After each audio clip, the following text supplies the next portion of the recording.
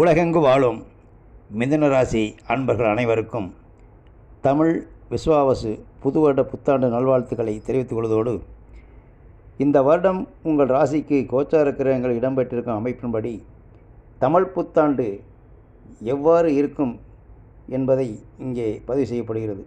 அது தமிழ் புத்தாண்டுடைய பலன்கள் உங்களுக்கு இந்த கோச்சார கிரகங்கள் அமையப்பட்ட நிலையில் இங்கே பலன்களை பதிவு செய்யப்படுகிறது.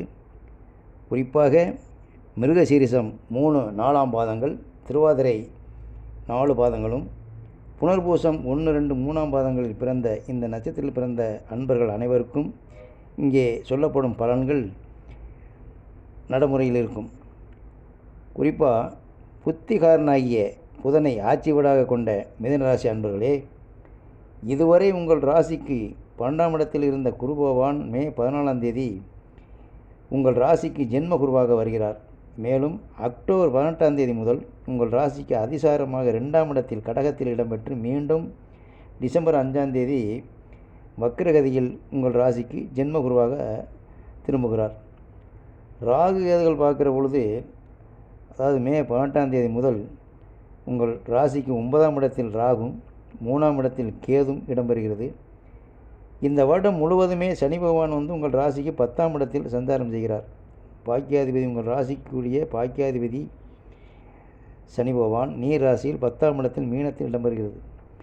அப்போ இந்த 3 ஆண்டு கோள்களும் இங்கே இடம் பெயர்வதன் மூலம், இந்த பயிற்சிகள் மூலம், கிரக பயிற்சியின் மூலம் இந்த ஆண்டு இந்த கிரகங்களுடைய பலன்கள் எவ்வாறு உங்களுக்கு இருக்கும் என்று பார்க்கும் பொழுது, குறிப்பாக கணவன் மனைவிக்குள் இருந்த குழப்பங்கள், ஏற்கனவே பிரச்சனை, பிரிவினைகள், இந்த குழப்பங்கள்லாம் கருத்து வேறுபாடு இருந்தாலும் அது தீர்ந்து ஒரு அந்யோன்யமாக வரக்கூடிய வாய்ப்புகள் இருக்கும் அப்படின்னு சொல்லலாம். குழந்தை பாக்கியம் இதுவரைக்கும் தடைபட்டிருந்தாக்கள், குழந்தை பாக்கியம் இல்லாதவர்களுக்கு ட்ரீட்மெண்ட்டு, செக்கப்பு இதெல்லாம் கடந்த காலங்களில் இருந்தால் அவங்களுக்கு இப்போ இயற்கையாகவே கூட குழந்தை பெறக்கூடிய வாய்ப்புகள் இருக்கும். இப்போ புத்திர பாக்கியத்துக்கான காலம்னு சொல்லலாம். கூட்டு தொழில், வியாபாரங்கள் அது மாதிரி இருந்தவங்கெல்லாம் அந்த ஒரு ஏதாவது பிரச்சனைகள், குழப்படிகள், பங்குதாரருக்குள்ளே பஞ்சாயத்து, போக்குவரத்து இது மாதிரி இருந்து தொழில்துறைகள் நலிவற்றிருந்தாலும் கூட, பின்னடை வந்தாலும் கூட அதுக்கு ஒரு பிரச்சனைக்கு தீர்வு வரும். ஒன்று நீ வைத்துக்கா அல்லது நான் வைத்துக்கொள்கிறேன், யாராவது ஒருத்தர் பார்ப்போம், ஒன்று வாழு இல்லைன்னா வாழ விடு அப்படிங்கிற மாதிரி ஒரு நிலையில் எந்த பிரச்சனை இருந்தாலும் அந்த பிரச்சனைக்கு தீர்வு காணலாம் அப்படின்னு சொல்லலாம். தொழில்துறையில் வேலைப்பளு கொஞ்சம் அதிகமாக தான் இருக்கும். ஆனால் அப்படி இருந்தாலும் அதற்குரிய வருமானம் கிடைக்கும் அப்படின்னு சொல்லலாம். போதிய வருமானம் இருக்கும். தனியார் வேலைவாய்ப்பில் இருக்கிறவங்க, உத்தியோகஸ்தர்கள், கவர்மெண்ட் வேலைவாய்ப்பு, உதவி அந்த பதவி உயர்வில் இருக்கிறவங்க, உயர் பதவியில் இருந்தாலும் சரி, எந்த ஒரு நிலையில் மட்டத்தில் வேலை பார்த்தாலும் சரி, அவங்களுக்கு இந்த இடமாற்றங்கள் ஏற்படக்கூடிய வாய்ப்புகள் இருக்கும். நல்ல இடமாற்றமாக இருக்கும், உத்தியோக உயர்வு இருக்கும், ப்ரமோஷன் அப்படின்னு சொல்லக்கூடியெல்லாம் நடக்கும். இதுக்கெல்லாம் உள்ள காலங்கள் இது இருக்குது. இந்த வருடம் திருமணம் நடைபெறக்கு, அதாவது இந்த மே மாதத்திலிருந்து அக்டோபர் வரைக்கும் கொஞ்சம் காலதாமதம் ஆனாலும் கூட பேச்சுவார்த்தைகள், பெண் பார்க்குறது, ஜாதகம் பார்க்குறது, பொருத்தம் பார்க்குறது இதெல்லாம் இருந்தாலும் கூட நடைமுறையில் ஒரு முடிவுக்கு வர்றதுங்கிறது அக்டோபர் 18க்கு மேலே, டிசம்பர் 5க்கு மேலே திருமண முகூர்த்தம் வைக்கக்கூடிய சூழ்நிலை ஃபைனலுக்கு வந்துடும். அப்போ திருமண முயற்சி இருக்கக்கூடிய ஆண் பெண் யாராக இருந்தாலும் இப்போ முயற்சி பண்ணலாம். அக்டோபர் 18க்கு மேலே டிசம்பர் 5க்குள்ளே உள்ள நிலையில் நீங்கள் முகூர்த்தம் தான், அந்த முகூர்த்தம் பண்ணலாம். அதை அந்த நேரத்தில் முடிவு பண்ணிக்கலாம்.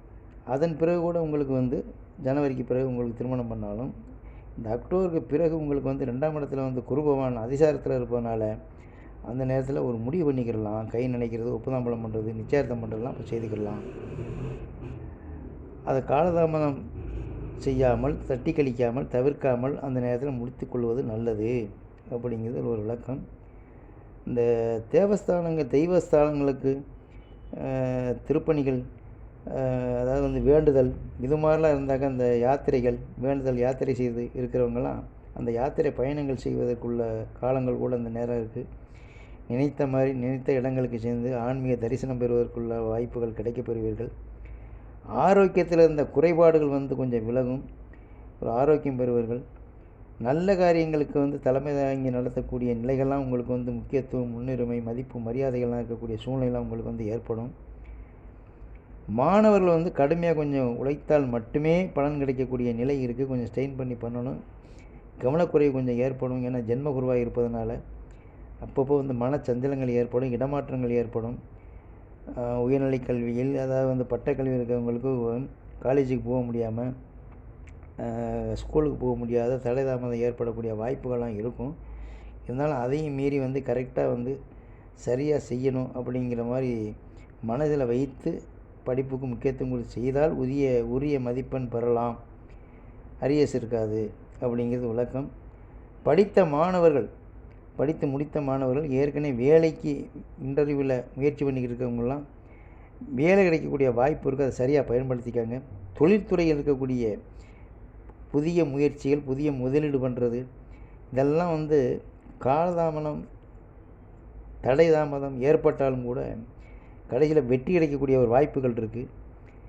அப்போ திருமணம், தொழில்துறை, உத்தியோகம் சம்மந்தப்பட்டெல்லாம் சிறிது தடை தாமதத்துக்கு பிறகு ஃபைனலில் நல்ல மாதிரியாக முடியணும் அப்படிங்கிறதும் இந்த வருடத்தினுடைய பலனாக இருக்குது.